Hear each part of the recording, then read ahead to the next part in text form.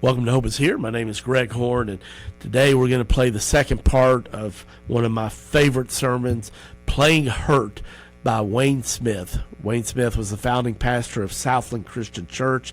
He was the senior pastor there for 40 years and started the church from scratch, actually over on Hillendale Drive, right off Southland Drive, and then moved out, of course, to Harrodsburg Road, where they've been now for many years. But church was running over 3,000 when he finally retired, and yet he still provided hope for people. As I remember, even though he had retired after the grocery store of mine got flooded in Cynthiana, Kentucky, I'd been very strong because I had to be, but I got a letter of encouragement from Wayne Smith, and when I read that letter, I just started sobbing because all the pain from watching my business just get destroyed by a flood. Nobody could give you hope like Wayne Smith. So we're playing part two of his sermon called Playing Hurt that he preached before the Super Bowl, at least the last 10 years of his life. Could have been even more when he was the senior pastor, the last 2 years as senior pastor at Southland Christian Church here in Lexington, Kentucky. But if you missed part one, I want to encourage you to go to our website, hopeishere.today. That's hopeishere.today. We had to split the sermon up. It's only 25 minutes long, but we had to split it up into two programs. And I know that you'll really, really be blessed. If you know somebody that loved Wayne Smith, make sure you share it with them. You can share those through Facebook, email them, Twitter. We're on all the types of social media, YouTube. Also follow us on Podbean or iTunes. If you do that, subscribe, you'll automatically get our podcast sent to you. So be blessed today by the sermon by Wayne Smith called Playing Hurt. I love Jim Abbott.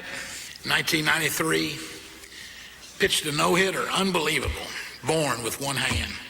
What was the longest field goal in the history of football? New Orleans versus Detroit, November the 8th, 1970. 63 yards he kicked it. Well, what was so great about that?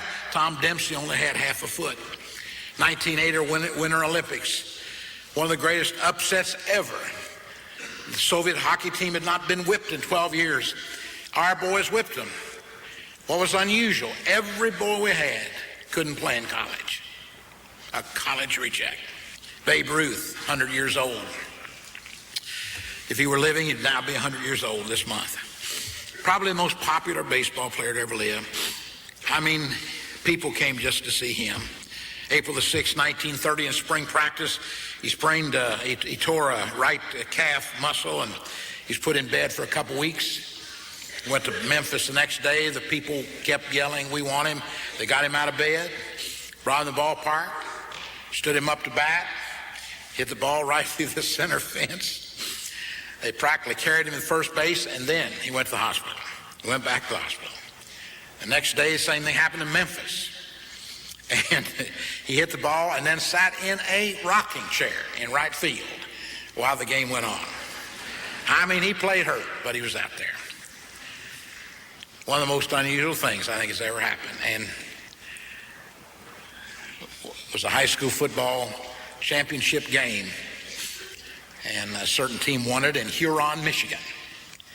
And the losers sued the high school that won, saying that the other team had extra equipment. And the judge ruled that the sophomore on the team who had an artificial leg, that was not extra equipment. The little boy was born a genius, but he had a tremendous liability. On one side of his face was a birthmark. His mother regretted the day he'd go to school because children are cruel. Came home first day of school weeping. "What's wrong, Charles?" "Children made fun of my face." She said, "If you study hard, you can be an educator and be respected."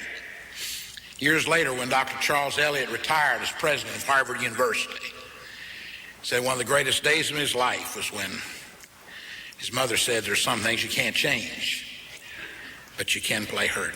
Have you been hurt? You been hurt? Now, some are willing to play hurt if someone else does the sacrificing. I think I've told you about those two little boys went in the dentist office, and one of them said, "Doctor, we're in a hurry. We need to get a tooth pulled. I don't want a gas, don't want a shot, I want to hurry. Let's get out of here. Dennis said, "You're quite a brave young man, son. Which tooth is it?" He turned to his brother Albert and said, "Show him the tooth."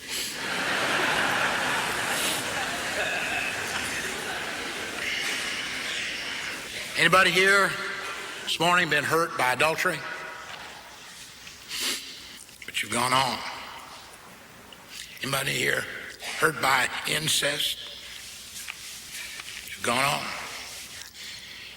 Any home destroyed here because of alcohol? But you've gone on. Gambling? But you've gone on. I had two preacher friends in California. One has moved to St. Louis, the other is dead. One had a great family, but one boy was rebellious. Alcohol, kicked out of school, trouble with the law, in prison. And he thought he would resign his pulpit because if you can't control your family, how can you control or be an example in the church? About 200 miles south of this preacher was another Christian church preacher that heard of his difficulties. Drove up to his home one day and said, "Ben, take a ride with me." They had small talk. And finally, in Riverside, California, the driver stopped in front of a women's prison. Said, "Ben, my daughter's here. She broke our hearts. Can't get in to see her very often, but we drive up here and just sit and pray for her." He said, "Ben, I thought you might like somebody who knows what's going on in your life." And they broke down and shared with each other, and Ben's son, because of his lifestyle, was finally killed. And Tommy had the funeral. And when Tommy died, Ben had the funeral. And Bruce Templeton of our church took Tommy's place. Listen to this. Proverbs 17:17. I never knew what this meant before. A friend loves at all times, and a brother is born for adversity. There's somebody here born for adversity in another person's life. We have a number of recovered alcoholics in this church, and when I have someone that has that problem, I've never tasted alcohol. I can't talk to them, but someone that knows that can. If you think everything's going to go your way because you're in the ministry or a Christian, you're out of luck. Proverbs 8:35. Who shall separate us from the love of God? Tribulation? Yeah. Distress, persecution, nakedness, peril, or sword? But eventually, my favorite passage of scripture, Romans 8:28. All things work together for good to them that love the Lord. Learn to play when you're hurt. Jesus did. His disciples lived with him for 3 years. They saw every miracle. He stopped a funeral procession, raised a boy from the dead, opened the eyes of the blind, lepers were healed. And yet, when he came to the cross, hardly anybody was there. It doesn't take long to find out who your friends are. First church picnic, they had 5,000. He said, "I want someone to preach." 5,000 went down to 500. He said, "I want someone to pray." The 500 went down to 120. He said, "I want someone to witness." 120 went down to 70. He said, "I want some disciples." The 70 went down to 12. He said, "I want someone to pray all night." And the 12 went down to 3. Beloved, think it not strange concerning the fire trials. I've stood in this pulpit, and when my heart was breaking, if you would say, "Wayne, I think you're getting a little moodier as you get older," and the answer is yes. Because my heart breaks for some of you. If your feelings are hurt, go on. If you're criticized, go on. Keep teaching, praying, singing. It'll be worth it. Did you read Sports Illustrated and how they've crucified McCartney, coach Colorado? Great coach, because he started Promise Keepers. If I get to heaven, it'll not be because of my attitude toward the news media. Amen?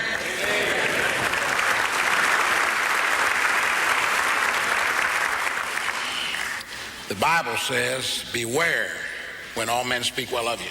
If everybody speaks well of you, you must be going the same direction they are.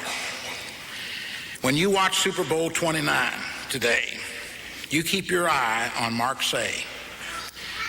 San Diego Charger wide receiver still has a bullet fragments in his chest. 6 years ago, Mark saved the life of his 3-year-old niece, threw himself on top of her when a gang opened gunfire and went through the window. One bullet hit his right kidney, grazed his liver, and is lodged 3 inches from his heart. And he said, when I got shot on that day and I was on my deathbed, I thought I'd never, ever be in a Super Bowl. Have you had any bullets lately around your heart? Weeping endureth for a night, but joy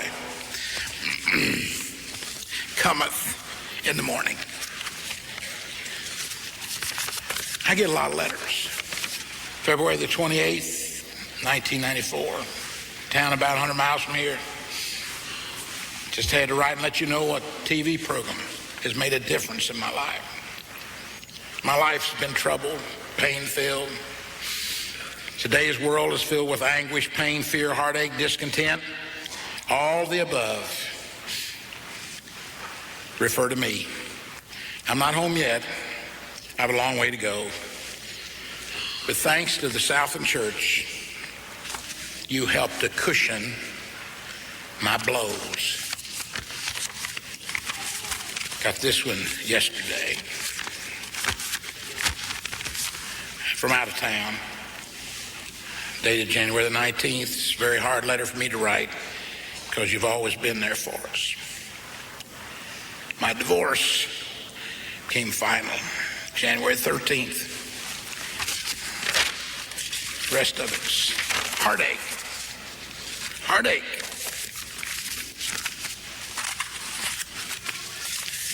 Well, it's coming.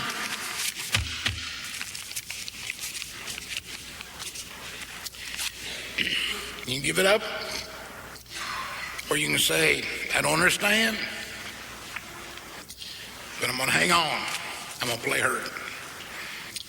There's never a day so dreary, there's never a night so long, but the soul that is trusting Jesus will somewhere find a song. There's never a cross so heavy, there's never a weight of woe, but Jesus will help to carry because he loves you so.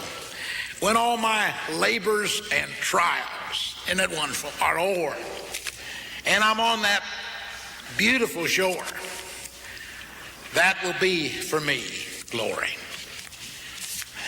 I challenge you to play hurt. People are going to hurt your feelings. You're going to hurt each other.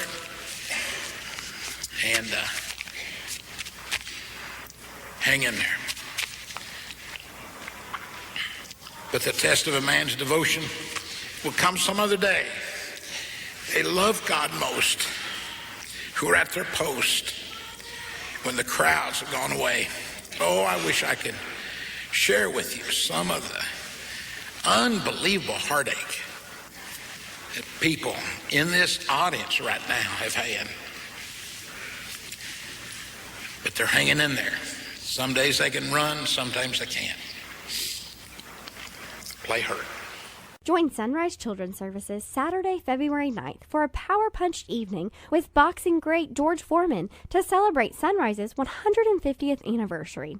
Called Fighting for Hope, this evening is sure to inspire and encourage as George shares his testimony of failures and successes. For more information about Sunrise Children's Services and Fighting for Hope, go online to sunrise.org. That's sunrise.org, or call 800-456-1386.